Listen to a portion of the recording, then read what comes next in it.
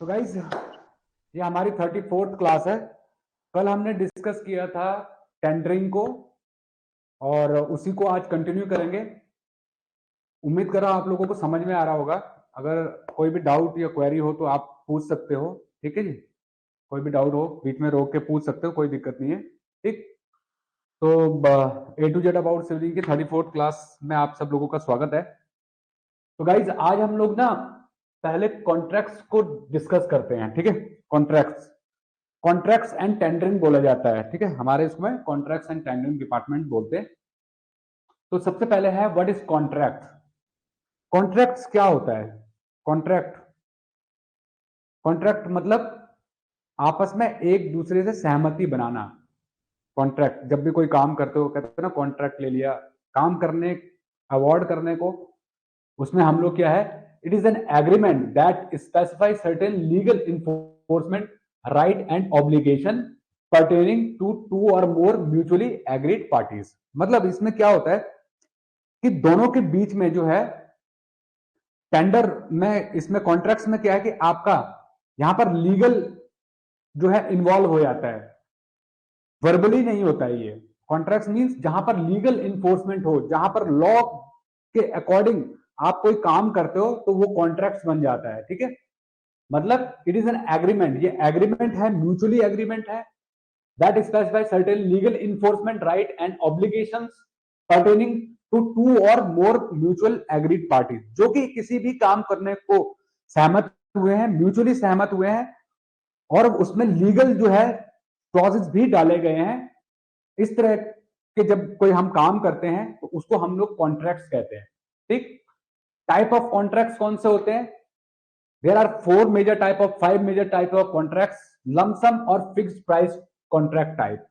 The second is cost plus free contracts, cost plus fee, guaranteed maximum price contracts, or unit price contracts, or time and material contracts when scope is not clear।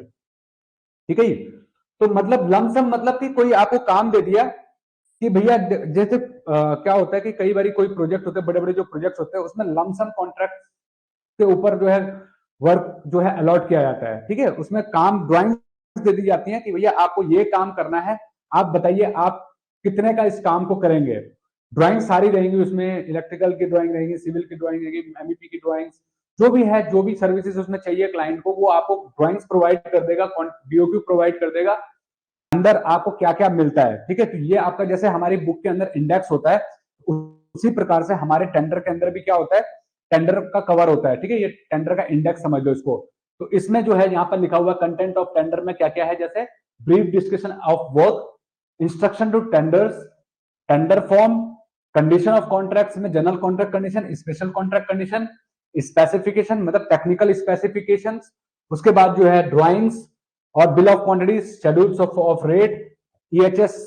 और अब उस दिन आपने code कर दिया और आपने code के हिसाब से जो है आपने ये डिस्कस ही नहीं किया कि ये लैंड किसका है, बीच में ये वाला लैंड किसका है।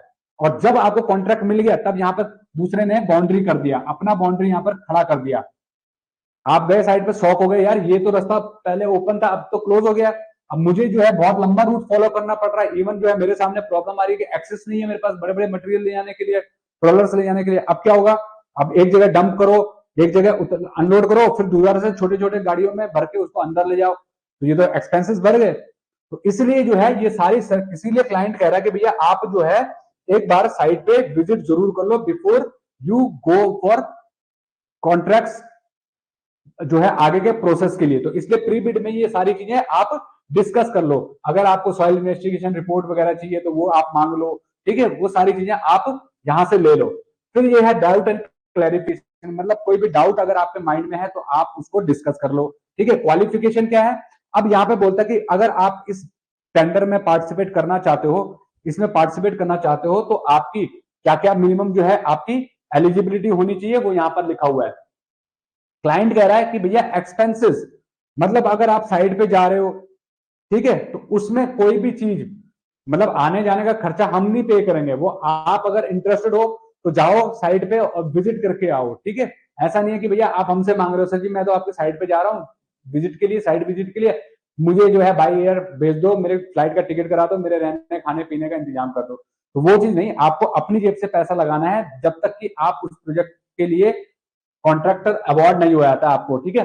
सिविलियंस, अगर आज की डेट में हम बात करें, अगर आप सीखना चाहते हैं ऑटोकैड में ड्राइंग को बनाना, या ऑटोकैड ड्राइंग के plan, section, elevation, reinforcement drawing को पढ़ना सीखना, या सीखना चाहते हैं क्वांटिटी सर्वेइंग में एस्टिमेशन, बिलिंग, टेंडरिंग को, या सीखना चाहते हैं ऑटो लेवल टोटेशन जैसे एडवांस इंस्ट्रूमेंट को चलाना, या क्यूक्यूसी के लैब टेस्ट को परफॉर्म करना, या प्लानिंग सॉफ्टवेयर, डिजाइनिंग सॉफ्टवेयर, जियो टेक्निकल और सेफ्टी कोर्सेज के बारे में नॉलेज गेन करना, तो आपको इनमें से हर एक कोर्स के लिए दोस्तों कम से कम 5,000 रुपए पे करने होते हैं, वो भी केवल रिकॉर्डेड वीडियो क्लासेस के लिए। परफेक्ट इंस्टीट्यूट फॉर सिविलियंस लाया है A to Z अबाउट सिविलिंग कोर्स। इस कोर्स में हम आपको सीखने का मौका दे रहे हैं दोस्तों 80 से ज्यादा सिविल जॉब ओरिएंटेड स्किल और 17 से ज्यादा सिविल कंस्ट्रक्शन इंडस्ट्री की क्वांटिटी सर्वेइंग को। दोस्तों यहाँ पर हम आपको प्रोवाइड करते हैं लाइव ऑनलाइन क्लासेस प्लस 250 से ज्यादा रिकॉर्डेड वीडियो हमारी खुद की एप्लीकेशन के ऊपर सिविलिंग का सिखा रहे हैं, वो भी बहुत ही कम टाइम के अंदर, बहुत ही अफोर्डेबल चार्जेस में। दोस्तों अगर आप एक स्किलफुल सिविलियंस बनना चाहते हैं तो आज ही गूगल प्ले स्टोर से PIFC की एप्लीकेशन को डाउनलोड कीजिए। इस वीडियो के डिस्क्रिप्शन में आपको दोस्तों एंड्रॉइड और iOS दोनों के ही लिंक्स में आप बहुत ही कम टाइम के अंदर बहुत ही अफोर्डेबल कोर्स फीस में परफेक्ट इंस्टीट्यूट फॉर सिविलियंस की एप्लीकेशन के थ्रू और हमारे वाले हो वो देना पड़ेगा। QAQC प्लान आपको, जैसे मैंने बताया था, QAQC का जो है आपको क्वालिटी का जो है पूरा और सेफ्टी का प्लान पूरा का पूरा देना पड़ता है कि भैया एक सॉफ्टवेयर ऑफिसर के लिए कितने इंजीनियर, कितने जो है लेबर रहेगी, और इनका मैनेजर 4-5 इंजीनियर, सेफ्टी ऑफिसर के ऊपर एक मैनेजर रहेगा। तो ये सारी चीजें वहां पर देखी जाती है और ये चीजें आपको फॉलो भी करनी होती है। ऐसा नहीं कि लिख के दे दिया, फॉलो भी करनी होती है at the time of execution, ठीक है। फिर है EMD। EMD क्या होता है? EMD मीन्स होता है अर्नेस्ट मनी। अर्नेस्ट मनी मतलब कि क्लाइंट क्या करता है कि EMD लेता है। EMD मतलब सिक्योरिटी डिपॉजिट, कि भैया कॉन्ट्रैक्ट आपको मिल गया और आपने मना कर दिया कल की डेट में, सर जी मैं तो नहीं करूंगा, तो क्या होगा? तो क्या होगा? उसको तो टाइम वेस्ट हो गया, उसका टाइम वेस्ट हो गया, उसका जो है पूरा जो उसने टीम बिठा रखी थी उसने एक्सपेंस किया, उनके ऊपर खर्चा, उनकी सैलरी सब वेस्ट हो गया ना। लास्ट मोमेंट पे जो है आपने हाथ खड़े कर दिया, सर जी मैं तो नहीं करूंगा ये project, I am not interested. Certain period तक क्लाइंट जो है आपको टाइम देगा कि भैया इस दिन जो है कट ऑफ डेट है, इस दिन से पहले पहले और इस टाइम तक एग्जैक्टली 12 बजे तक कहा है तो 12 बजे तक आपके टेंडर वहां पे पहुंच जाने चाहिए हार्ड कॉपी में विद सील एंड स्टैम्प के, ठीक है। ऐसा नहीं है कि आप जो है 12 बज के 1 मिनट पे पहुंच रहे हो, डिस्क्वालीफाई हो जाओगे। 1 मिनट का भी जो है वहां पर आपको टाइम नहीं मिलने वाला। स्पेशल कॉन्ट्रैक्ट कंडीशन, ठीक है। और इसमें जो है आपको, इसमें हर एक चीज की यहाँ पर ना आपको डेफिनेशन मिलने वाली है, इसमें सारी चीज की डेफिनेशन मिलेगी और हर एक चीज का यहाँ पर कि क्या चीज, कॉन्ट्रैक्ट डॉक्यूमेंट का मतलब क्या है, कोई भी चीज जो आप यूनिट प्राइस का मतलब क्या, कॉन्ट्रैक्ट प्राइस का मतलब क्या है, और यहाँ पर जो है ये कॉन्ट्रैक्ट पीरियड किसको कहेंगे, कंसल्टेंट किसको कहेंगे, मतलब एक एक शब्द जो हमारे प्रोजेक्ट के अंदर टेंडर डॉक्यूमेंट में हम लोग यूज कर रहे हैं ना, मेजर जो वर्ड्स यूज कर रहे हैं, तो उनको यहाँ पर डिफाइन किया, चेक करना कोई चेंजेस तो नहीं है, स्टैम्प साइंड है कि नहीं है, बहुत डीपली जाके थोरोली जाके चेक किया जाता है, ठीक है। तो आज हम लोग इसको इतना ही करते हैं। GCC को हमने आज डिस्कस किया, GCC तक।